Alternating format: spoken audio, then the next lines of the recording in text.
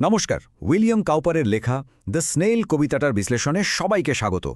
আচ্ছা, কখনো কি ভেবে দেখেছেন একটা ছোট্ট শামুক কি করে নিজের পিঠের উপর আস্ত একটা বাড়ি বয়ে নিয়ে বেড়ায়? আজ আমরা কিন্তু এই অসাধারণ কবিতাটাই পড়ব। কবি এখানে একটা শামুকের জীবনযাত্রার মধ্যে দিয়ে আমাদের আত্মনির্ভরশীলতা আর একাকিত্বের এক দারুণ পাঠ দিয়েছেন। ভাবার বিষয়, তাই না? যে এই ছোট্ট ধীর গতির প্রাণীটা আমাদের একটা অর্থপূর্ণ জীবন সম্পর্কে কী বা শেখাতে পারে। কিন্তু এই কবিতাটা পড়লেই বোঝা যায় শামুকের জীবন থেকে আত্মনির্ভরশীলতা আর নির্জনতা নিয়ে কত গভীর শিক্ষা পাওয়া যায়। চলুন তাহলে আরও গভীরে যাওয়া যাক। আজকের এই আলোচনাটাকে আমরা কয়েকটা ভাগে সাজিয়ে নিয়েছি। প্রথমে আমরা কবি আর কবিতার পটভূমি নিয়ে কথা বলবো, তারপর দেখব শামুকের নিরাপদ বাড়িটা কেমন, ওর আত্মনির্ভরশীল জীবন, শামুক আর তার খোলসের অদ্ভুত সম্পর্ক, আর সবশেষে এই কবিতার আসল বার্তাটা কি। তো চলুন আমাদের প্রথম অধ্যায় দিয়ে শুরু করা যাক, কবি ও কবিতার পটভূমি। তো প্রথমেই কবি সম্পর্কে একটু জেনে নিই, কি বলেন? উইলিয়াম কাউপার ছিলেন প্রকৃতির নেচারের একজন বিশাল বড় ফ্যান। আর একটা মজার ব্যাপার কি জানেন? দ্য স্নেল কবিতাটা কিন্তু আসলে ল্যাটিন ভাষায় লেখা হয়েছিল।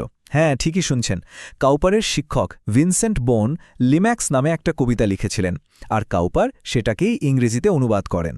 আর এই কবিতায় তিনি খুব কাছ থেকে একটা শামুকের জীবনকে দেখেছেন, দেখিয়েছেন যে কিভাবে এই ছোট্ট প্রাণীটা নিজের জগতেই একেবারে সম্পূর্ণ সুখী আর নিরাপদ।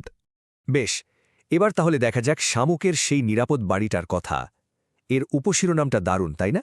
পিঠের ওপর এক দুর্গ। দেখুন, কবিতার শুরুতেই কবি কি বলছেন? শামুক নাকি ঘাস, পাতা, ফল বা দেওয়ালে এমনভাবে সেটে থাকে যে তার পড়ে যাওয়ার কোনো ভয়ই থাকে না। ভাবা যায়, সে যে কোনো জায়গায় একদম নিশ্চিন্তে লেগে থাকতে পারে। আরে কারণটা কি? কারণটা হলো শামুক তার নিজের বাড়িটা নিজের সাথেই বয়ে বেড়ায়। যখনই কোনো বিপদ কাছে আসে, ধরুন ঝড় বা খুব খারাপ আবহাওয়া, শামুকটা কিচ্ছু ভাবে না, সঙ্গে সঙ্গে তার খোলসের ভেতরে ঢুকে পড়ে। ওর খোলসটাই হলো ওর জন্য পৃথিবীর সবচেয়ে নিরাপদ আশ্রয়। এবার আসি সবচেয়ে গুরুত্বপূর্ণ অংশে, শামুকের জীবন থেকে আমরা কি শিখতে পারি। এই পর্বের বিষয় হল আত্মনির্ভরশীল জীবন আর একাকিত্বের শক্তি। এই লাইনগুলো খুব মন দিয়ে দেখুন।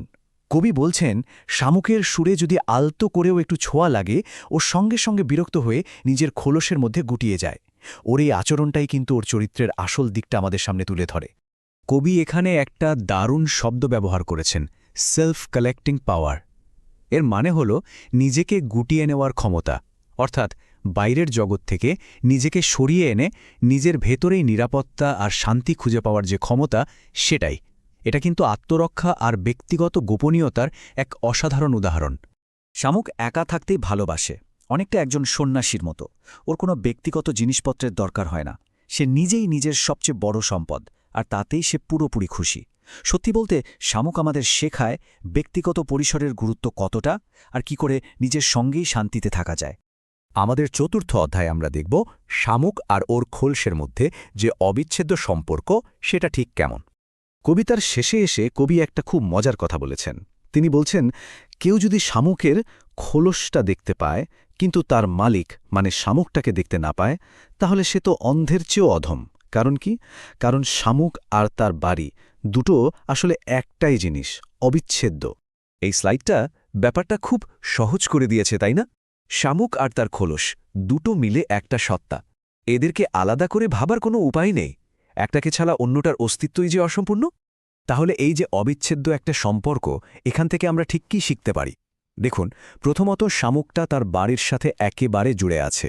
দ্বিতীয়ত, এই যে বন্ধন, এটাই হলো আত্মসম্মান আর আত্মতুষ্টির একটা প্রতীক। আর সবশেষে সবচেয়ে বড় শক্তিটা কি?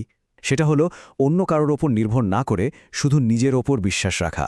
চলুন এবার একেবারে শেষ পর্বে আসা যাক।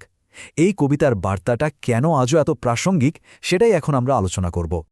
আসলে দ্য স্নেল কবিতাটা শুধু একটা পোকার গল্প নয়, এটা তার চেয়ে অনেক বেশি কিছু। এটা একটা শান্তিপূর্ণ, নিরাপদ আর স্বাধীন জীবনের চমৎকার এক রূপক। তাহলে সব মিলিয়ে শামুক আমাদের কি শেখাচ্ছে?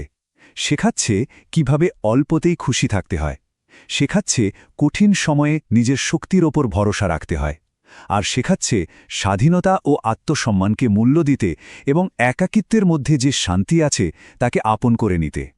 তাহলে এই আলোচনার শেষে একটা প্রশ্ন রেখে যাই। আমাদের এই যে এত ব্যস্ত, সারাক্ষণ সবার